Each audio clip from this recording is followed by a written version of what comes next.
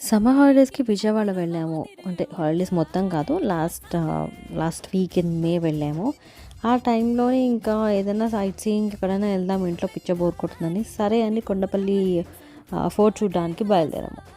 కానీ elections counting జరగడం వల్ల అక్కడికి ఎంట్రీ ఆపేశారనమాట. ఆ లేన్‌లోని నిమ్రా గ్రూప్ ఆఫ్ కాలేజెస్ ఏదో ఉంది. అక్కడ కౌంటింగ్ పెట్టారంట. సో, కొండపల్లి ఫోర్ట్‌కి అలౌ చేయట్లేదు.